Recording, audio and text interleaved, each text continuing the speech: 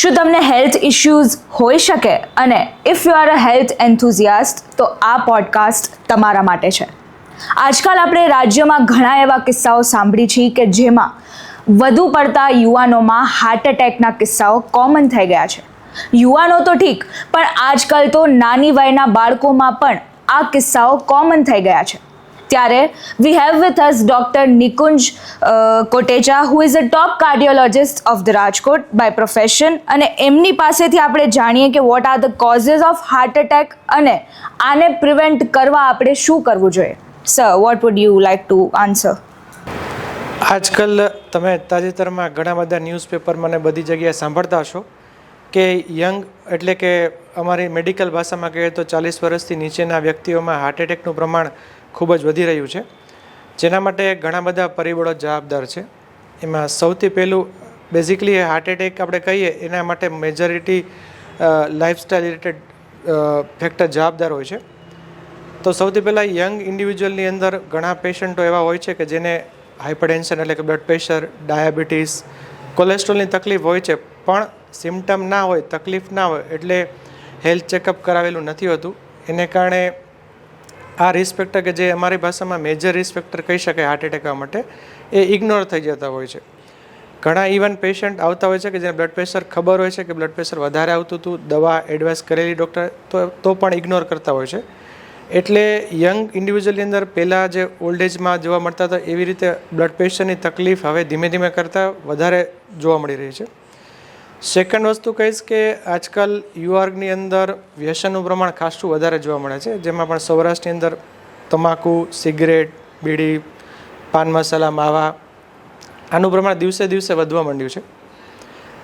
Third factor જે કહી શકાય કે લેક ઓફ એક્સરસાઇઝ, કે જે ડે ટુ ડેમાં કહેવાય કે તમારે જો હૃદયને તંદુરસ્ત રાખવું હોય તો એટલીસ્ટ 30 મિનિટ તમારે વોક કરવું જોઈએ, જે યુવાર્ગની અંદર સમહાવ એનો લેક જોવા મળી રહ્યો છે. અને ચોથું ફેક્ટર જો કહીશ કે જે છે એ પોસ્ટ કોવિડ કોરોના કાળ પછી ઘણા વ્યક્તિની અંદર સ્ટ્રેસનું ફેક્ટર બહુ જ વધારે જોવા મળી રહ્યું છે. સ્ટ્રેસનો સૌથી મોટો ડિસએડવાન્ટેજ એ છે કે સ્ટ્રેસ એક એવી વસ્તુ છે કે જેનું કોઈ મેઝરમેન્ટ માપ આપણી પાસે નથી. આપણે બ્લડ પ્રેશર મેઝરમેન્ટ કરી શકીએ, ડાયાબિટીસ મેઝરમેન્ટ કરી શકીએ, અને આપણે જો વધારે આવે તો એનો ઇલાજ કરીએ, પણ સ્ટ્રેસ માપવાનું સાધન નથી. એટલે સ્ટ્રેસની દવા પણ ના લઈએ. અને સ્ટ્રેસ એવું કહેવાય છે કે એ બ્લડ પ્રેશર અને ડાયાબિટીસની જેમ ઇક્વલી ભાગ ભજવે છે હાર્ટ એટેક આવવા માટે. તો સ્ટ્રેસ પણ એક વધારે ફેક્ટર છે. અને આ ઉપરાંત ખાસ કરીને ફૂડ હેબિટ્સ કે જેમની અંદર જંક ફૂડનું પ્રમાણ ખાસું વધી રહ્યું છે. જંક ફૂડમાં પણ તમે જોતા હશો કે જે ઇન્ગ્રેડિયન્ટ યુઝ થતા હોય છે એ પણ ભેળસેળવાળા હોય છે, અને એને કારણે પણ એની અંદર જે કેમિકલ હોય છે એને કારણે પણ બ્લડ પ્રેશર વધી શકે, ડાયાબિટીસ થઈ શકે, અને એને કારણે લાંબા ગાળે હાર્ટ એટેક આવી શકે. તો આ બધા ફેક્ટરો જે છે એ મેજર ફેક્ટર કહી શકાય કે યુવાર્ગની અંદર વધી રહ્યા છે, અને આને કારણે યુવાર્ગની અંદર હાર્ટ એટેકનું પ્રમાણ વધવા માંડ્યું છે.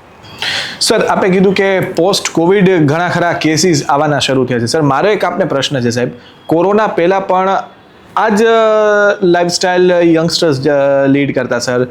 જંક ફૂડનું પ્રમાણ ત્યારે પણ વધારે હતું, ત્યારે પણ સાહેબ સ્ટ્રેસ લેવલ હતો જ, પણ ત્યારે સર જે પ્રમાણમાં જે હાર્ટ એટેક હજી અત્યારના જોવા મળી રહ્યા છે સાહેબ, એ આંકડો ઘણા ખરા અંશે ઓછો હતો સાહેબ. એનું શું કારણ હોઈ શકે? ડેફિનેટલી તમારી વાત એકદમ સાચી છે. પોસ્ટ કોવિડ જે ઇવન બિફોર યંગસ્ટરમાં ડેફિનેટલી આ બધા રિસ્ક ફેક્ટર તો હતા જ. પોસ્ટ કોવિડ ઘણા પેશન્ટની અંદર અમારી યંગ પેશન્ટમાં અમે હાર્ટ એટેક અને પછી અમારે એન્જિયોપ્લાસ્ટી પણ કરવી પડતી હોય છે. એના માટે આઈડિયલી કોઈ સ્ટડી થવી જોઈએ કે જેમાં આપણને ખબર પડે કે કારણ કે જે કોવિડ બીમારી હતી એ આપણા માટે એકદમ નવી બીમારી હતી, એની લાંબા ગાળે શું અસર થશે આપણા શરીર પર જે આપણને ખ્યાલ નથી હજી. ઘણી વખતે એવું બનતું છે કે કોઈ વાયરલ ઇન્ફેક્શન બોડીમાં લાંબો ટાઈમ રહે તો એમાં બોડીમાં ઇન્ફ્લામેશન, એટલે બોડી નેચરલી એને સામનો કરવાની તૈયારી કરે. જે ઇન્ફ્લામેશન જો બોડીની અંદર લાંબો ટાઈમ ચાલુ રહે તો ડેફિનેટલી ઇન્ફ્લામેશનના કારણે બોડીની અંદર ગમે ત્યારે ક્લોટ, જે બ્લડ વેસલ હોય એની અંદર ક્લોટ જામી જાય અને એને કારણે હાર્ટ એટેક આવી શકે. તો આના માટે કોઈ રિસર્ચ કરવું પડે, જે લાંબા ગાળે અત્યારે અમુક સ્ટડીઓ થઈ રહી છે. એ સ્ટડી ઉપરથી આપણને લગભગ આઈ થિંક 2, 3, 4 વર્ષે આઈડિયા આવશે કે જે પોસ્ટ કોવિડ જે કોરોનાની કોઈ અસર એવી રહી ગઈ છે બોડી ઉપર, મે બી વેક્સિન રિલેટેડ પણ હોઈ શકે. પણ એના માટે શું છે કે પ્રોપર સ્ટડી કરવી પડે કે વેક્સિન જ કારણભૂત છે કે નહીં, કે Covid virus it self can be responsible for that. એટલે એના માટે તો શું છે કે લોકો લોંગ સ્ટડી 3, 4, 5 વર્ષની સ્ટડી ડેટા કોઈ પબ્લિશ થાય રેપ્યુટેડ જર્નલમાં, એના પછી આપણે કહી શકીએ કે આ Covid is also responsible for this. Sir આપણે કહેતા કે આપણા વડવાઓ, આપણા દાદા દાદી એ વખતે સાહેબ આપણે એમ કહીએ કે ઘીનું સેવન વધારે કરતા, તેલવાળો ખોરાક ખાતા. વાત સાચી છે કે સામી લોકોની ફિઝિકલ એક્ટિવિટીઝ હતી, ખેતી કરતા. પણ સાહેબ અત્યારે આ જ વસ્તુ જો કોઈ વ્યક્તિ કરે એની સામે ફિઝિકલ એક્ટિવિટી હોય તો એના માટે ડેન્જરસ છે. સર આ પોઈન્ટને આપ કઈ રીતે વર્ણવશો? પહેલાંના જમાનામાં અત્યારના જે મેજર વસ્તુ જે મને ફરક લાગે છે કે કદાચ ઘી અને તેલ જે પહેલાંના જમાનામાં ચોખ્ખા આવતા, હવે એમની અંદર ભેળસેળનું પ્રમાણ વધી ગયું છે. કેમિકલની ઇનડાયરેક્ટ કોઈ અસર હોઈ શકે કે જેને કારણે આ બધું કોરોનરી આર્ટરીમાં જે બીમારી છે અમારી ભાષામાં હાર્ટ એટેક કહી છે એ આવી શકે. અને પહેલાંના જમાનામાં એક્ટિવિટી કરતાં પણ એટલું જે ફિઝિકલ એક્ટિવિટી હતી એ કદાચ આજના જમાનામાં લોકો નથી કરતા પ્રમાણમાં, કારણ કે પહેલાંના જમાનામાં તો ઘરકામથી લઈને જાતે કરવાનું, કોઈ ખેતીવાડી કે બીજા કોઈ એક્ટિવિટીઝ બધી જેની અંદર ફિઝિકલ એક્ટિવિટી યુઝ કરતા, એટલે એ લોકોની અંદર હાર્ટ એટેકનું પ્રમાણ ઓછું એટલે જોવા મળતું. આજકાલ વ્યક્તિઓ ઘી ખાય, તેલ ખાય, સાથે એટલી એક્ટિવિટી નથી કરતા જેટલી કરવી જોઈએ. કારણ કે બોડીની અંદર એવું નથી કે ઘી ને તેલ સાવ બંધ કરી દેવા જોઈએ, કારણ કે આપણા જે ન્યુરોન્સ કહીએ એની અંદર જે બહાર આવરણ હોય એમાં એ લિપિડ જ હોય છે. તો તમે લિપિડ ખાનું એટલે ચરબી ખાનું બંધ કરી દો ઘી ને તેલ, તો એ શરીર માટે નુકસાન પણ સાબિત થઈ શકે, કારણ કે બોડીની અંદર ફેટની જરૂરિયાત હોય જ. એટલે એક તો ઘી ને તેલ માપમાં ખાવા જોઈએ. બીજું ખાસ કરીને જે તેલ, બહારનું તેલ હોય છે જેમાં ફરસાણ આપણે કહીએ, એ ફરસાણ વધારે પડતા ખાવાથી પણ નુકસાન થઈ શકે. બહારે પહેલાં શું હતું કે ફરસાણ જે પણ બનતા એ ઘરે બનતા.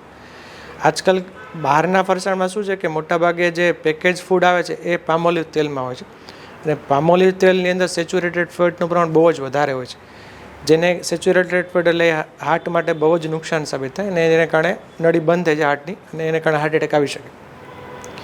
બીજું એક ખાસ એક ટ્રાન્સ ફેટ પણ કહીએ છીએ જે મેડિકલ ભાષામાં, એ ટ્રાન્સ ફેટ જ્યારે એકને એક તેલને તમે વારે ઘડીએ ઉકાળો, જેમ કે ખાસ કરીને ફરસાણવાળાને કોઈ પણ તમે દુકાને જશો, ગાંઠિયા છે તો પછી એક જ તેલ સવારથી એણે લીધું હશે, એ જ તેલમાં એ બધું બનાવતો હશે, એ જ તેલ ઉકળતું હોય. એ જ્યારે એકને એક તેલને વધારે પડતા ઉકાળો તો એની અંદર ટ્રાન્સફેટ જનરેટ થતી હોય છે. આ ટ્રાન્સફેટ પણ એક હાર્ટ માટે સૌથી ઘાતક સાબિત થઈ શકે. કોઈ પણ આ ફૂડ પેકેટ હશો તમે વાંચો એમાં ગવર્મેન્ટે મેન્ડેટરી કર્યું છે કે ટ્રાન્સફેટી કેટલું છે એ મેન્શન કરવું જરૂરી છે.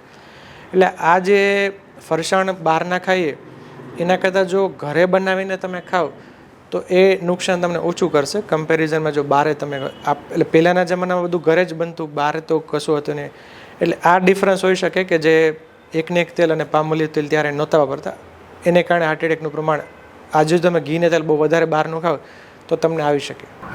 જેમ યુ મેન્શન કે વધુ પડતું ઉકાળીને ખાવાથી પણ ચાન્સીસ વધે છે, તો સેમ અપ્લાઇઝ ટુ આપણે જ્યારે ઘરે કે બારે ચા બનાવતા હોય તો બહારની ચામાં જે વધારે મોસ્ટ ઓફ તો બધા ઉકાળીને જ આપતા હોય, ઈને એ જ ચા ઉકાળીને લોકોને આપવામાં આવતી હોય છે. તો શું ચા પણ એક મેજર ફેક્ટર હોઈ શકે આ હાર્ટ એટેક આવવા માટે? ચા આઈ ડોન્ટ નો, મતલબ ચા તો મેડિકલ રિલેટેડ તો દે હેવ નોટ, બટ કોઈ પણ વસ્તુને એક લિમિટથી વધારે ઉકાળો તો હંમેશા એવું જોવા મળ્યું છે કે કોઈ પણ જેનું નેચરલ ઇન્ગ્રેડિયન્ટ્સ હોય એ ડિસ્ટ્રોય થઈ જતા હોય છે, અને કેમિકલ્સ અલ્ટિમેટલી એમાં જનરેટ થવાના છે. એ કેમિકલ મે બી તે આર રિસ્પોન્સિબલ કે એ લોકો હાર્ટ એટેક કરી શકે. પણ એક વસ્તુ છે કે બહારની મેં જોયેલું છે કે જેટલા પણ ઉકાળેલી ચા પીતા હોય છે એના કારણે ગેસ્ટ્રાઇટિસ તો ડેફિનેટલી એ થતું હોય છે, કારણ કે ચાનું એક લિમિટમાં ઉકાળવું પડે. કે આપણે ઘરની ચા તમે પીતા હોય ને બહાર પીઓ તો ડેફિનેટલી ઘણા લોકોને ગેસ્ટ્રાઇટિસ તો એટલીસ્ટ તો થતું હોય છે. હાર્ટ એટેક વિશે મને આઈ ડોન્ટ નો, મતલબ 100% કે, પણ may be it can also responsible for that. Sir જ્યારે હાર્ટ એટેકની વાત આવે તો હાર્ટ એટેકના એવા કોઈ સિમ્ટમ્સ ખરા સર કે માની લો કે એક્સ વ્યક્તિ છે એને કદાચ હાર્ટ એટેક આવી શકે તો એના કોઈ એવા સિમ્ટમ્સ એ આઈડેન્ટિફાઈ કરી શકે કે એના બોડીમાં કોઈ ચેન્જીસ આવે તો, અને જો આપણે કહીએ કે prevention is better than cure, તો એ સમયે જો એ સમજી જાય તો હાર્ટ એટેકથી તે બચી શકે, એવું ખરા સર? એટલે heart attack basically heart attack એટલે શું? હાર્ટ એટેક ક્યારે આવે? જ્યારે હૃદયને લોહી પહોંચાડતી નળી 100% બંધ થઈ જાય ત્યારે અમે કહેતા હોઈએ છીએ કે પેશન્ટને હાર્ટ એટેક આવ્યો. 100% બંધ થવી જોઈએ. એટલે એમાં બે પેશન્ટ અલગ અલગ કેટેગરીમાં જોવા મળતા છે. એક પેશન્ટ ઘણા હોય છે કે જેને બ્લોકેજ ધીમે ધીમે વધે, એટલે 60%, 70%, 80%. જ્યારે બ્લોકેજ 70%ની ઉપર જવા માંડે ત્યારે જનરલી સિમ્ટમ શરૂ થતા હોય, જેમાં ખાસ કરીને કોઈ એક્ટિવિટી કરે, હાલે ચાલે, સીડીઓ ચડે, દાદરા ચડે, પોતાનું કામ કરે, ત્યારે જો એને છાતીમાં દુખતું હોય અને થોડો રેસ્ટ કરે ને એને આરામ પડતો હોય તો એ એક સાઇન છે, વોર્નિંગ સાઇન, કે એમને હાર્ટની નળીમાં બ્લોકેજ છે. પણ જો યંગ ઇન્ડિવિજ્યુઅલની આપણે વાત કરીએ કે જેની ઉંમર નાની છે 40 વર્ષ, કે જેને કોઈ મેજર બ્લોક નથી, એવા કિસ્સાઓમાં કેવું થાય કે એમાં માત્ર જરા કોલેસ્ટ્રોલ જમા હોય અને કોઈ સ્ટ્રેસ આવે, જેમ કે બ્લડ પ્રેશર અચાનકથી જ્યારે વધે, સિગરેટ સ્મોકિંગ, જેના કારણે બોડીમાં ચેન્જીસ આવે, તો નળી અચાનકથી બંધ થઈ જતી હોય છે. એવા કિસ્સાઓમાં અચાનક છાતીમાં તીવ્ર દુખાવો ઉપડે, સાથે પરસેવો વળવા માંડે, બંને હાથ છાતીમાં દુખે, સાથે બંને હાથમાં દુખાવો થતો હોય અથવા ડાબા હાથમાં દુખતું હોય, તો આ એક ઇમિડિયેટ સાઇન છે કે હાર્ટ એટેક હોવાનું. અને આવા કિસ્સામાં ઇમિડિયેટલી કોઈ પણ નજીકમાં જે પણ હોસ્પિટલ અવેલેબલ હોય એનો કોન્ટેક્ટ કરી લેવો જોઈએ. એટલે વોર્નિંગ સાઇનમાં જો બ્લોકેજ ધીમે વધતો હોય તો વોર્નિંગ સાઇન મળી જાય, પણ જો અચાનકથી હાર્ટ એટેક આવે તો વોર્નિંગ સાઇન ઘણી વખતે ના પણ મળે આપણને. સાહેબ, ના બે મેજર ક્વેશ્ચન હવે એ છે કે મેડિકલ, આપની ભાષામાં મેડિકલ ટર્મિનોલોજીમાં હાર્ટ એટેક છે, કાર્ડિયાક અરેસ્ટ છે, હાર્ટ ફેલિયર છે, આ ત્રણ બહુ કહેવાય ને કે અઘરા નામ છે, પણ કાંઈ પણ થાય એટલે લોકો એમ કહે કે હાર્ટ એટેકમાં એને ખપાવી દે. પણ ખરેખર સર, આ ત્રણેય વચ્ચેનો ડિફરન્સ શું છે અને આના શું સિમ્ટમ્સ છે અને આની વાઇટાલિટી કેટલી છે? જો હાર્ટ ફેલિયર, કાર્ડિયાક અરેસ્ટ અને હાર્ટ એટેક એ ત્રણેય અલગ વસ્તુઓ છે. તો સૌથી પહેલાં આપણે હાર્ટ એટેક વિશે સમજીએ કે હાર્ટ એટેક એટલે શું. આપણે આસપાસમાં ઘણા લોકોને સાંભળ્યો છે કે હાર્ટ એટેક આવ્યો. બેઝિકલી હાર્ટ એટેક એટલે હૃદયને પણ પોતાનું પમ્પિંગ કરતું હોય, એના માટે લોહીની જરૂરિયાત પડતી હોય, ઓક્સિજનની જરૂરિયાત હોય. કોઈ પણ બોડીના ઓર્ગનને જ્યારે કામ કરે બધાને ઓક્સિજનની જરૂરિયાત હોય. બધું આપણા શરીરમાં લોહીની નળીઓ, એમાંથી લોહી પહોંચતું હોય. એ જ્યારે હાર્ટને લોહી પહોંચાતી નળીઓ 100% બંધ થઈ જાય, 100%, અથવા તો 90%થી વધારે બ્લોક થાય તો અમે એને સાદી ભાષામાં માઇનર હાર્ટ એટેક કહીએ. અને જો નળી 100% બંધ થઈ જાય તો અમારી ભાષામાં મેજર હાર્ટ એટેક કહીએ. એ આવતો હોય છે. એટલે હાર્ટ એટેકની અંદર જ્યારે નળી 100% બંધ થાય ત્યારે છાતીમાં અસહ્ય દુખાવો ઉપડે, પરસેવો વળવા માંડે, હાથ પગમાં દુખવા માંડે, અને પછી નજીકમાં હોસ્પિટલમાં જાય તો ખબર પડે, ECG કરે તો અમુક ECG ચેન્જીસ આવે તો આપણે કહેવાય કે હાર્ટ એટેક આવ્યો છે. એટલે હાર્ટ એટેક એટલે જ્યારે નળી 90%થી ઉપર બંધ થઈ ગઈ હોય અને છાતીમાં દુખાવો સાથે થાય, ECG ચેન્જીસ આવે અને અમુક બ્લડના રિપોર્ટ્સ કરાવીએ તો આપણને ખબર પડે કે હાર્ટ એટેક આવ્યો છે. કાર્ડિયાક અરેસ્ટ એ અલગ વસ્તુ છે. કાર્ડિયાક અરેસ્ટ એટલે જ્યારે કોઈ પણ વ્યક્તિનું હૃદય અચાનકથી બંધ થઈ જાય, એને સાદી ભાષામાં કાર્ડિયાક અરેસ્ટ કહેવાય. એ કાર્ડિયાક અરેસ્ટ અને હાર્ટ એટેક અલગ વસ્તુઓ છે. કાર્ડિયાક અરેસ્ટમાં હાર્ટ એટેક એ કાર્ડિયાક અરેસ્ટનું વન ઓફ ધ રીઝન છે, મેઇન રીઝન કે જેને કારણે તમારું કાર્ડિયાક અરેસ્ટ આવી શકે. એ હાર્ટ એટેક સિવાય પણ ઘણા બધા એવા ફેક્ટર છે કે જેને કારણે કાર્ડિયાક અરેસ્ટ થઈ શકે, જેમાં અમુક જીનેટિક બીમારીઓ હોય કે જેની અંદર હાર્ટમાં ઇલેક્ટ્રિક કરંટ પસાર થવામાં પ્રોબ્લેમ હોય, ઘણા સ્ટ્રક્ચરલ હાર્ટની બીમારી, અમારી ભાષામાં જેને HCM કહેવાય, હાઇપરટ્રોફિક કાર્ડિયોમાયોપેથી, જેમાં હાર્ટની દિવાલ એકદમ મોટી જાડી થઈ ગઈ હોય. અને એવી વ્યક્તિ જો એક્ઝર્સનલ એક્ટિવિટી કરે, ખાસ કરીને તમે જોતા હશો કે મેરાથોન રનિંગ કે કોઈ ફિઝિકલ એક્ટિવિટી, જીમમાં એક્સરસાઇઝ, તો એવા વ્યક્તિઓને અચાનકથી ધબકારા વધે હાર્ટ બંધ થઈ જાય, કાર્ડિયાક અરેસ્ટ. એટલે એવા વ્યક્તિઓને હાર્ટ એટેક ના આવ્યો પણ it could be cardiac arrest because of underlying structural abnormality. એટલે કાર્ડિયાક અરેસ્ટ એક મેનિફેસ્ટેશન છે અંડરલાઇંગ બીમારીઓનું કે જેમાં હૃદય દર્દીનું અચાનકથી બંધ થઈ જાય. જો આવું થાય તો ઇમિડિયેટલી હૃદય બંધ થાય તો જે પણ વ્યક્તિઓ આજુબાજુમાં સગા અવેલેબલ હોય તો એણે ઇમિડિયેટલી CPR એટલે કાર્ડિયોપલ્મોનરી રિસસેક્ટેશન સ્ટાર્ટ કરી દેવું જોઈએ અને નજીકમાં જે પણ હોસ્પિટલ અવેલેબલ હોય ત્યાં દર્દીને લઈ જવા જોઈએ. Third thing is heart failure. Heart failure એટલે જ્યારે અમારી ભાષામાં કહે કે હૃદયનું પમ્પિંગ એક લેવલથી ઓછું થઈ જાય. નોર્મલી જે 50% છે, 50%થી ધીમે 60% હોય, એનાથી ઓછું થવાનું ચાલુ થાય.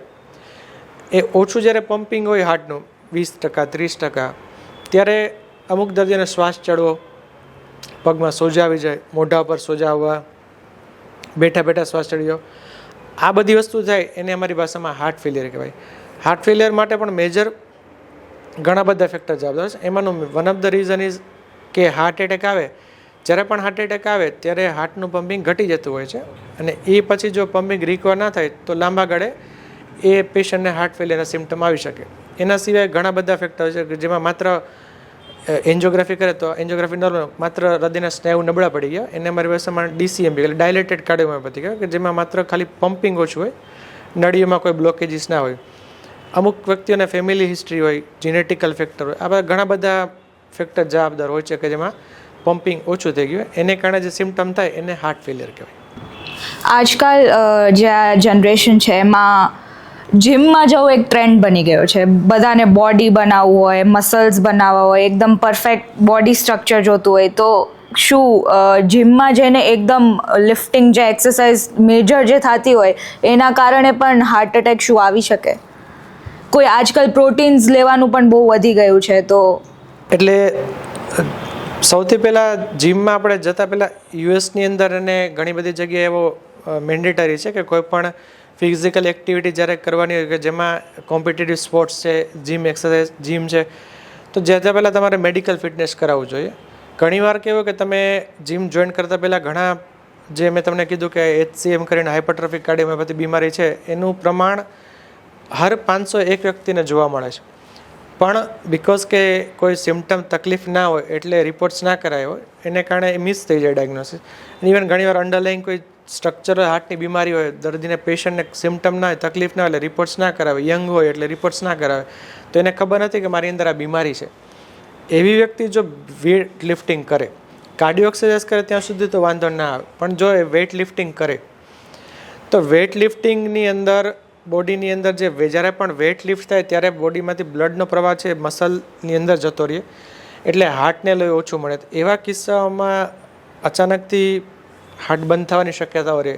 જો અંડરલાઈન કોઈ બીમારી હોય, ઘણી બ્લડ પ્રેશર હોય, બ્લડ પ્રેશર અચાનકથી વધી જાય, તો આવી બધી વસ્તુઓ થવાની શક્યતાઓ છે, એને કારણે હાર્ટ એટેક પણ આવી શકે. હવે સ્ટ્રક્ચર જો હાર્ટની બીમારી હોય તો ધબકારા વધે ને હાર્ટ બંધ પડી જાય. ઘણા તમે જોતા હશો જીમની અંદર એકદમ વેઇટ લિફ્ટિંગ કરીને સડનલી એમનું હાર્ટ બંધ થઈ જતું હોય.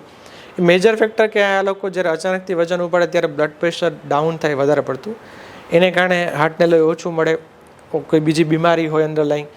તો કોઈ પણ વ્યક્તિ જો પોતાનો વેઇટ લિફ્ટિંગ એક્સરસાઇઝ બોડી બનાવવાનો પ્લાન હોય તો એટલીસ્ટ પોતાનો ફિઝિકલ ફિટનેસ એક વખત ચેક કરાવી લેવું છે. બેઝિક ECG છે, ઇકોકાર્ડિયોગ્રાફી, બ્લડ રિપોર્ટ્સ આ કરાવી લેવું, બ્લડ પ્રેશર ચેક આ બધું કરાવી લે, જેથી કરીને સડનલી કાર્ડિયાક અરેસ્ટ ના થઈ જાય અથવા તો કોઈ હાર્ટ એટેક ના આવી જાય. સર, જ્યારે લાઇફસ્ટાઇલની વાત આવે, એમ કહે ને કે બ્લડ પ્રેશર છે એ લાઇફસ્ટાઇલ ડિસઓર્ડરનો એક ભાગ છે સર, તો એવી કઈ લાઇફસ્ટાઇલ ખરેખર ideal lifestyle as a consultant sir આપ કહેશો કે જે આજના જે યંગસ્ટર્સમાં જે રીતે હાર્ટ એટેકનું પ્રમાણ વધ્યું છે, જો એ લોકો એને ઇમ્પ્લિમેન્ટ કરે તો ચાન્સીસ જે છે એ ઘટી જાય સર, શું કહેશો? લાઇફસ્ટાઇલમાં સૌથી અગત્યની ત્રણ વસ્તુઓ છે. એક તો લેક ઓફ એક્સરસાઇઝ સૌથી પહેલાં, કે જે મેં કીધું કે તમારે જો હાર્ટને તંદુરસ્ત રાખવું હોય તો દરરોજ એટલીસ્ટ 30 મિનિટ બ્રિસ્ક વોકિંગ અમે કહીએ કે એક્સરસાઇઝની અંદર કરવી જોઈએ, જે સમહાવ આજકાલ યંગ જનરેશન નથી કરતા. કદાચ માની લો કે ટાઈમનો અનુકૂળ નથી કે અભાવ છે કે તો હું લોકોને સલાહ આપતા હોય છે એટલીસ્ટ તમે જે ત્યાં વર્કઆઉટ કોઈ પ્લેસ ઉપર જતા હોય તો લિફ્ટની બદલે તમે સ્ટેરકેસનો યુઝ કરો. ડે ટુ ડે કોઈ પણ જગ્યાએ નજીકમાં કોઈ જગ્યાએ તમારે વસ્તુ લેવા જાય તો ત્યાં 2 વ્હીલરની બદલે વોકિંગ કરીને જાઓ, તો એટલીસ્ટ તમે એટલો ટાઈમ તો તમે એક્સરસાઇઝ થોડી તમારું વોકિંગ એક્સરસાઇઝ થઈ જશે. પણ અધરવાઇઝ જો અડધી કલાક ડેઇલી એક્સરસાઇઝ વોકિંગ કરે તો એ સૌથી અગત્યનું છે. સેકન્ડ છે કે જે જંક ફૂડ છે, ઇન્ડિયાની અંદર જે કીધું એ પ્રમાણે ઇન્ડિયન અને હમણાં રિસન્ટલી સ્ટડી થયેલી એમાં ઇન્ડિયન અને વેસ્ટર્ન ડેટા દેવ કમ્પેર્ડ, તો ઇન્ડિયામાં જે વિસરલ ફેટ એટલે જે પેટની ચરબી કઈ અંદરની બાજુ જે વજન વધારે ના હોય એનું પ્રમાણ વેસ્ટર્ન વર્લ્ડ કરતાં બહુ જ વધારે જોવા મળે છે. એને કારણે આપણે એશિયાની અંદર ડાયાબિટીસ તમે નહીં મને ભાઈ diabetes India was consider as a capital of diabetic capital of world છે, કે જે આખા વર્લ્ડના સૌથી વધારે કેસ ઇન્ડિયામાં છે. એના માટે ક્યાંક ને ક્યાંક અંશે ખોરાક જવાબદાર છે. અને એમાં જે આપણા પહેલાંના જમાનામાં લોકો ખાતા ઘરનું બનાવેલું એ વધારે મહત્ત્વનું છે. આજકાલ જે જંક ફૂડમાં ખાસ તો રિફાઇન્ડ પ્રોડક્ટ્સ કહીશ કે જેટલી પણ રિફાઇન્ડ પ્રોડક્ટ્સ આવે, જે મેંદો છે, બેકરી પ્રોડક્ટ્સ છે, કે જે પ્રોડક્ટ્સ જેમ જેમ મેંદામાં અને બેઝિકલી મેંદો બને ઘઉંમાંથી છે, પણ એ રિફાઇન્ડ કરવાથી એના બધા પોષક તત્વો નાશ થઈ જાય છે અને મેંદાને કારણે ઇન્સ્યુલિન રેઝિસ્ટન્ટ ડેવલપ થઈ જાય બોડીની અંદર, અને ઇન્સ્યુલિન રેઝિસ્ટન્ટ થાય તેને કારણે ડાયાબિટીસ, બ્લડ પ્રેશર એ બધી વસ્તુઓ થતી હોય છે, વજન વધવું. એટલે બહારના જંક ફૂડ ખાસ એવોઇડ કરવા જોઈએ. અને આજકાલ જંક ફૂડમાં જે ફૂડની ઇન્ગ્રેડિયન્ટ્સની ક્વોલિટી છે એમાં પણ ભેળસેળ ઘણી જોવા છે. એ કેમિકલ મે બી ભવિષ્યમાં તમારા માટે કાર્સિનોજેનિક પણ સાબિત થઈ શકે છે. તો જંક ફૂડ અવોઇડ કરવા છે. અને થર્ડ, જે સૌરાષ્ટ્રમાં મેં ખાસ ઓબ્ઝર્વ કર્યું છે કે વ્યસન માવા, કોઈ પણ ફોર્મમાં ટોબેકો, કોઈ પણ ફોર્મમાં તમાકુ છે એ અવોઇડ કરવું જોઈએ. સિગરેટ, બીડી છે, આલ્કોહોલ છે અને મસાલા, આ બધી વસ્તુઓ જે વ્યસનો છે એને અવોઇડ કરવા જોઈએ.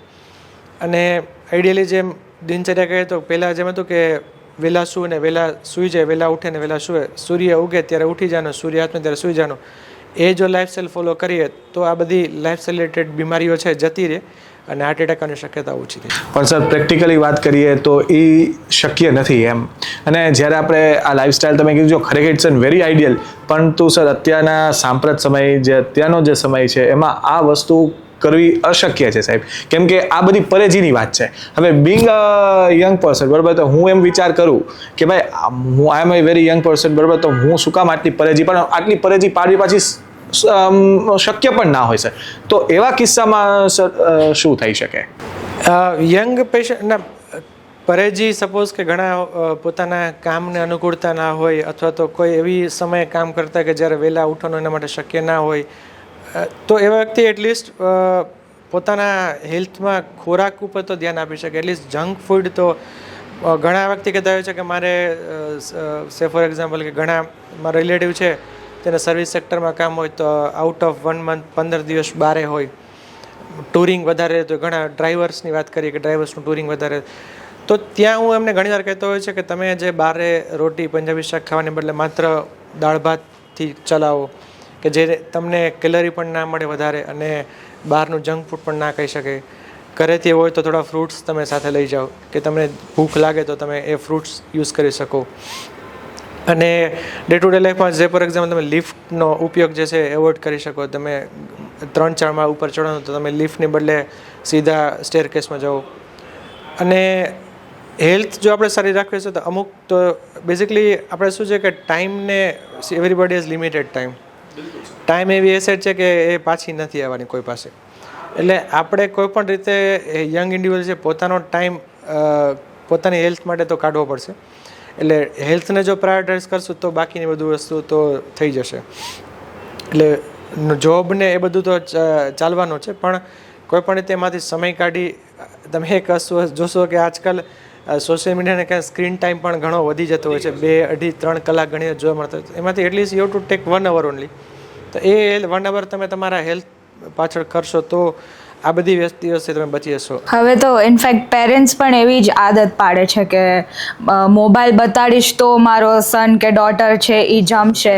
તો that is also a very bad habit જે એ લોકોમાં આજકાલ જે અવેર નથી, પણ પેરેન્ટ્સ એક વચલો રસ્તો કાઢે કે ના મારું બાળક જમી લે તો હું એને મોબાઈલની સ્ક્રીન પણ બતાડી દઉં.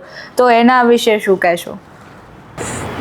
એમાં ક્યાંક ને ક્યાંક અંશે પેરેન્ટ્સ જ રિસ્પોન્સિબલ છે, કારણ કે આજે જે ખાસ કરીને વર્કિંગ પેરેન્ટ્સ હોય છે, મોટાભાગે ઘણા બધા પેરેન્ટ્સ વર્કિંગ હોય, તો એ વર્કિંગ કરીને આવે તો પછી થાક્યા હોય તો પછી બાળક જમે નહીં તો એને પાછળ, કારણ કે ઘણા બાળકને જવાનું તમારે 1-1.5 કલાકનો સમય આપવો પડતો હોય છે. એની બદલે પેરેન્ટ્સે જ એવું સામેથી જો એને મોબાઈલ, કારણ કે બાળકો તો શું છે કે બાળકો કોરી સ્લેટ જેવા છે, તમે એને જેવું શીખડાવશો એવું જ શીખશે. તમે એને જો મોબાઈલ નહીં આપો તો નહીં જો, એને ખબર નહીં પડે મોબાઈલ, કારણ કે બાળકને ખબર નથી કે મોબાઈલ દુનિયામાં અવેલેબલ છે. આપણે એને કહીએ કે મોબાઈલ છે તો એને ખબર પડશે. તો ખાસ કરીને જ્યારે જમવાનો સમય હોય ત્યારે તો, કારણ કે પોતે ઘણીવાર મોબાઈલ જોતા હોય તો બાળક તો જોઈ લે તો પછી એને તમે એવોર્ડ નાખે. એટલે પેરેન્ટ્સે પહેલાં પોતે જો મોબાઈલ નહીં જોવે જમવા સમયે અને આવીને વર્કથી, તો બાળક શીખશે. અને આજકાલ એને કારણે બાળકોમાં પણ ખાસ કરીને નંબર, ચશ્માના વધવાનું સાથે સાથે એના સિવાય પણ બીજા બધા પ્રોબ્લેમ્સ વધવાના ચાલુ થઈ ગયા છે કે સ્કૂલની અંદર કોન્સન્ટ્રેશન ના રહે, એકાગ્રતાનો ભંગ થઈ જાય. દર થોડીક વાર એને મોબાઈલ જોવાનું મન થાય કે હું અડધી કલાક મોબાઈલ જોઈ લઉં. એને મોબાઈલ્સમાંથી ઘણી બધી વસ્તુઓ શીખી લેતા હોય છે લોકો. તો મારી તો દરેક પેરેન્ટ્સને વિનંતી છે કે જે તે સમય ખાસ કરીને જમવાના સમયે ઘરના બધા વ્યક્તિએ મોબાઈલ ના જોવો જોઈએ અને સ્ક્રીન ટાઈમ બનેલા આપણે પણ ખુદ ઓછો રાખવો જોઈએ, જેથી બાળકને, કારણ કે બાળક તમે શીખડાવો, તમે નહીં જોતા તો બાળકને પણ મન નહીં થાય. તમે જોતા હશો તો તમે બાળકને કેવી રીતે ના પાડશો.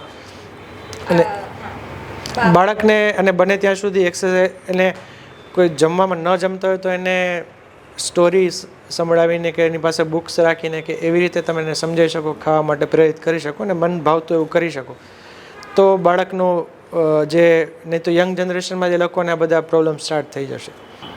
સર ટાઈમ કન્સ્ટ્રેન્ટ છે પણ બે પ્રશ્ન પૂછવા માંગીશ, bit personal. As a cardiologist sir, આપની લાઈફસ્ટાઈલ શું છે, આપની દિનચર્યા શું છે?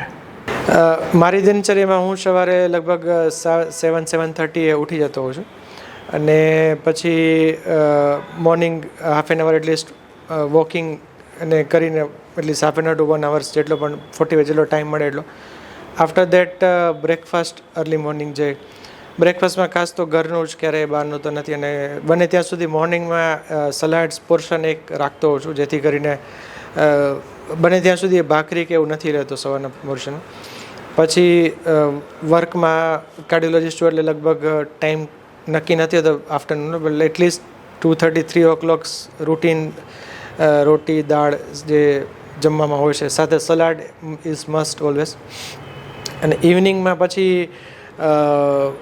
9:30 એટલીસ્ટ 8:30-9 સુધીમાં અગેન અને 11 o'clock મેક્સિમમ સુવા માટેનો ટાઈમ રાખતો હોઉં છું. અને જ્યારે પણ ટાઈમ મળે ત્યારે જેમ કીધું એમ હું પણ મારા રાઉન્ડ લેવા જવાનો હોય છે ત્યારે ક્યારેય હું I will never use lift, always સ્ટેરનો યુઝ કરતો હોઉં છું, એટલે જેથી કરીને એક્સ્ટ્રા આપણી જે કેલરી છે એ બળી જાય. જંક ફૂડ બને ત્યાં સુધી અવોઇડ જ કરવું છે કે પ્રસંગોપાત ક્યારેક લગ્ન પ્રસંગે ક્યાંક હોય જવાનું ત્યાં જ બને ત્યાં સુધી, ત્યાં પણ એવી કાળજી રાખે કે સ્વીટ્સ તો અવોઇડ કરીને માત્ર બને તો સબ્જી રોટી કે માત્ર ખાલી દાળ ભાત જ કરવું જોઈએ. સાહેબ આપ કાર્ડિયોલોજિસ્ટ છો, એવા આપણે યંગ જનરેશનમાં હાર્ટ એટેકનું પ્રમાણ વધી રહ્યું એ મુદ્દા ઉપર આપણે ચર્ચા કરી છે સાહેબ.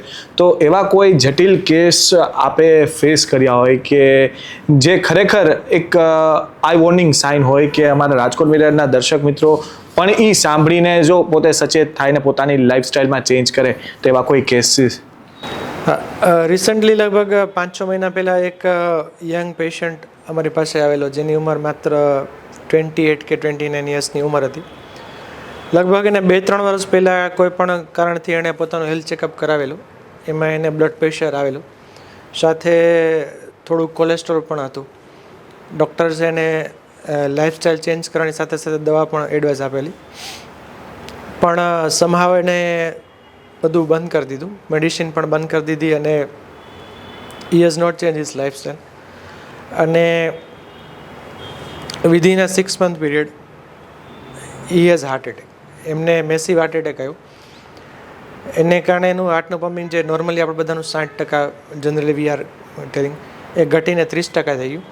અને જ્યારે એન્જિયોગ્રાફી કરી ત્યારે એની 3 નળીમાં બ્લોક આવ્યો, નોટ અ સિંગલ પણ 3 નળીમાં, એ જેમાંથી 2 નળીમાં તો સ્ટેન્ટ મૂકવું પડ્યું હતું, એટલે 2 નળીમાં સ્ટેન્ટ મૂક્યા અને 1 નળી મેડિસિન ઉપર ચાલી શકે બધું. So at the age of 28-29 years તમને જો 3 નળીમાં બ્લોક આવી જાય, જે યુઝ્યુઅલી પહેલાં લગભગ 60-70 વર્ષની એજમાં જોવા મળતું, એનો મતલબ કે જો તમે એને વોર્નિંગ સાઇન ઓલરેડી ખબર હતી કે મને બ્લડ પ્રેશર છે, મને કોલેસ્ટ્રોલ છે, સાથે વ્યસન ચાલુ, તો આવી વ્યક્તિ જો પોતાનું હાર્ટ એટેક અટકાવવો હોય તો પહેલાં તો જે રિસ્ક ફેક્ટર છે એને કંટ્રોલમાં જ રાખવા પડે. દવા ગોળી જો ડૉક્ટરે કીધું હોય તો ચાલુ જ રાખવી પડે, એ બંધ ના કરી શકે. કારણ કે 30% જે હાર્ટ કામ કરતું હોય અમારી પાસે, એ ધીમે ધીમે કરતાં એમાં તમે નહીં માનો પણ જેનો 5 વર્ષનો તમે ડેટા લ્યો કે 5 વર્ષ પછી કેટલા લોકો જીવે છે, તો જેને હાર્ટ એટેક પછી એનું હાર્ટનું પમ્પિંગ ઓછું થઈ ગયું તો લગભગ સ્ટડીમાં 50% લોકો મૃત્યુ પામે છે વિધિન 5 years. તો હવે 29 yearsમાં જો એ 5 વર્ષ ગણો તો 34 years જેવું થાય. તો 34 વર્ષે જો એક્સપાયર થઈ જાય બાય ચાન્સ, તો એની ફેમિલી એના પર ડિપેન્ડન્ટ હોય, એને આખી જિંદગી સફરિંગ કરવું પડે. તો મારી યંગ જેટલા પણ લોકો છે ને ખાસ વિનંતી છે કે જેને ખબર છે કે મારી પાસે મને બ્લડ પ્રેશર છે કે મને કોલેસ્ટ્રોલની તકલીફ છે, અથવા તો ડૉક્ટરે કીધું છે કે તમારે દવા લેવી પડશે, ફેમિલી હિસ્ટ્રી સ્ટ્રોંગ છે, તો એ વ્યક્તિઓએ દવા છે લાઈફ લોંગ લેવી જોઈએ. અને પોતાની લાઈફસ્ટાઈલ જે પ્રમાણે કીધું, એક્સરસાઇઝ, ડાયટ કંટ્રોલ, આ બધી વસ્તુ એને વ્યસન બંધ કરવા, આ ખાસ ધ્યાન રાખવું જોઈએ. જો આવું હાર્ટ એટેક આવે તો પછી તમારી આખી લાઈફ જિંદગી ચેન્જ થઈ જતી હોય છે. ક્વેશ્ચન એ હશે કે અત્યારે લોકોમાં બહુ depression, mental stress, over thinking ને એ બધું બહુ વધી ગયું છે, તો એક સ્ટ્રેસ લેવલના કારણે પણ શું હાર્ટ એટેકને આપણે ઇન્વાઇટ કરી છીએ એવું એટલે મને એવું લાગે કે ક્યાંક ને ક્યાંક યંગસ્ટર્સમાં વધારે પડતા આ કિસ્સાઓ આવે છે. ડેફિનેટલી સ્ટ્રેસ જે છે હું ઘણા લોકોને કહેતો હોય છે કે સ્ટ્રેસ એક એવી વસ્તુ છે કે સ્ટ્રેસ તમે નહીં માનો પણ it was one of the top 10 cause of the leading cause of the cardiovascular disease માટે રિસ્ક ફેક્ટર કહીએ એમાં ટોપ 10માં સ્ટ્રેસ વોઝ દે. સ્ટ્રેસ એવી વસ્તુ છે કે જે લગભગ આપણે વી ડોન્ટ હેવ મેઝરમેન્ટ, કે એના માટે કોઈ મેઝરમેન્ટ કઈ રીતે કરવું, કેમ માપવું, એનો કોઈ સાધન અવેલેબલ નથી. અને મોટાભાગના લોકો એક્સેપ્ટ નથી કરતા કે મને સ્ટ્રેસ છે, એટલે એક્સેપ્ટેન્સ ના હોય એની કોઈ ટ્રીટમેન્ટ કે એનો કોઈ ઉપચાર ના કરે કે સ્ટ્રેસ ઓછું કરવાનું. જો સ્ટ્રેસ આજકાલ બધાને ખબર છે કે કોઈ પણ રીઝનથી સ્ટ્રેસ વધી રહ્યો છે, તો સ્ટ્રેસ અટકાવવા માટે ઘણાને કહેતો છે કે જે ગમતી પ્રવૃત્તિઓ હોય એટલીસ્ટ આખા દિવસમાં 1 hour કે હાફ એન અવર્સ તો પોતાના માટે કાઢીને પ્રવૃત્તિ કરવી જોઈએ. ઘણા લોકોને મ્યુઝિક સાંભળવાનો શોખ હોય, ઘણાને કુકિંગનો શોખ હોય, ઘણા ધ્યાન કરતા હોય છે, ઘણા સ્પોર્ટ્સ એક્ટિવિટી કરતા હોય છે, ક્રિકેટ છે કે XYZ સ્પોર્ટ્સ એક્ટિવિટી. તો દરેક વ્યક્તિએ at least half an hour to 1 hour પોતાના માટે કાઢી એમાં એક્ટિવિટીને પાર્ટ બનાવવાનો સ્ટ્રેસ ઓછો કરવો જોઈએ. કારણ કે સ્ટ્રેસ ઇઝ ઇક્વલી ડાયાબિટીસ અને બ્લડ પ્રેશરની જેમ ઇક્વલી રિસ્પોન્સિબલ છે હાર્ટ એટેક આવવા માટે. તો સ્ટ્રેસને ઓછો કરવા માટે ડેફિનેટલી આપણે બધા પ્રયત્ન તો કરવા જોઈએ. ક્વેશ્ચન એ હશે કે અત્યારે લોકોમાં બહુ depression, mental stress, over thinking ને એ બધું બહુ વધી ગયું છે, તો એક સ્ટ્રેસ લેવલના કારણે પણ શું હાર્ટ એટેકને આપણે ઇન્વાઇટ કરી છીએ એવું એટલે મને એવું લાગે કે ક્યાંક ને ક્યાંક યંગસ્ટર્સમાં વધારે પડતા આ કિસ્સાઓ આવે છે.